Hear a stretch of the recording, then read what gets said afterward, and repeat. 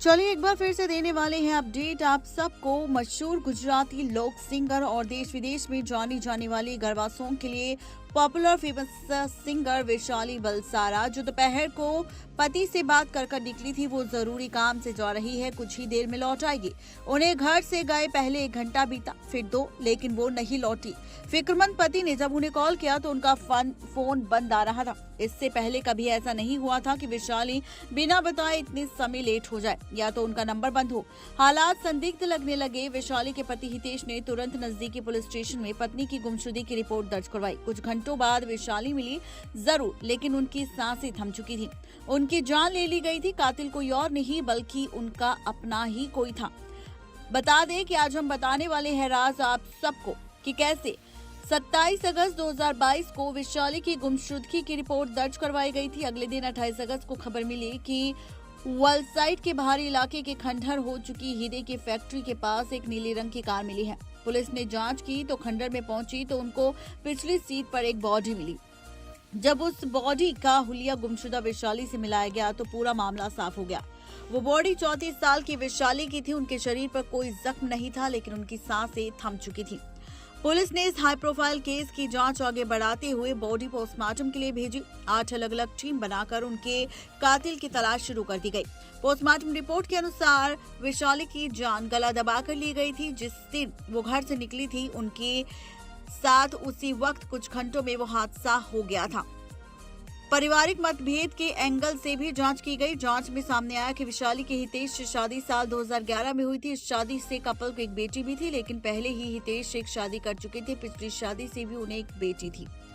Police ने खंगाले 100 से भी ज्यादा सीसीटीवी कैमरों के फुटेज। वैशाली अपने घर से हीरे का एक खंडहर फैक्ट्री तक कैसे पहुंची ये जानने के लिए पुलिस ने सीसीटीवी कैमरों की सहायता ली। वैशाली को ट्रेस करने के लिए शहर भर के 100 से ज्यादा कैमरों की फुटेज निकाली गई। पुलिस की ये कोशिश कारगर भी साबित हुई। एक फुटेज में वैशाली की उनकी करीबी दोस्त बबीता कौशिक के साथ देखा गया था। जब बबीता से जुड़ी जानकारी जुटाई गई तो मोबाइल लोकेशन और उस नेटवर्क टावर के पास ही मिला जहां वैशाली की बॉडी मिली थी। पुलिस को शक था कि हो न हो बबीता के इसके बारे में जरूर कुछ जानती है। पुलिस ने उनसे पूछताछ करना शुरू की, लेकिन पता चला कि 8 महीने की वो प्रेग्नेंट है। बता दें कि मानवीय पहलुओं के मद्देनजर पुलिस ने उनसे पूछताछ करने के लिए हिचकिचा रही थी। उन्हें डर था कि कहीं सवाल जवाब के बीच उनकी तबीयत न बिगड़ जाए और पुलिस की थू-थू हो जाए, लेकिन पुलिस पूछताछ करना बहुत जरूरी था। उसे वैशाली की दोस्त बबीता पर शक था। आखिरकार बबीता से पूछताछ करने पर पुलिस ने एक्सपर्ट डॉक्टर्स की टीम भी तैयार की। डॉक्टर्स के साथ बबीता के घर पहुंची और जब उन्हें बताया गया कि उनकी दोस्त वैशाली की जान चली गई है तो वो काफी घबरा गई। पहले तो बबीता ने इस बारे में बात करने से साफ इनकार कर दिया, लेकिन जब बाद में उन्हें तसल्ली दी गई कि डॉक्टर्स उनकी हेल्थ की बारीकी से इलाज करेंगे और उनका ध्यान रखेंगे, पुलिस ने बबीता को सारे सबूत दिखाए जो साबित कर रहे थे कि आखिरी बार बबीता ने वैशाली से मुलाकात की थी।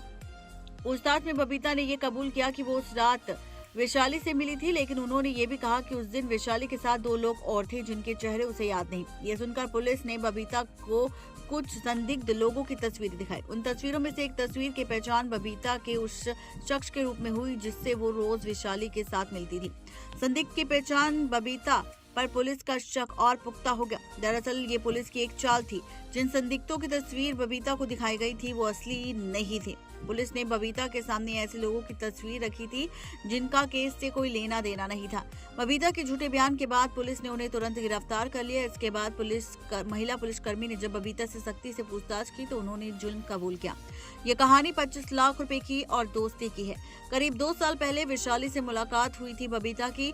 समय से दोनों की दोस्ती गहरी हो गई थी। बबीता ने वैशाली से 25 लाख रुपए लिए थे और जब वैशाली ने उससे 25 लाख रुपए मांगे तो वो देने से इनकार कर रही थी और इसी वजह से अपने ही दोस्त की जान ले ली। नेक्स्ट टाइम लाइव की रिपोर्ट।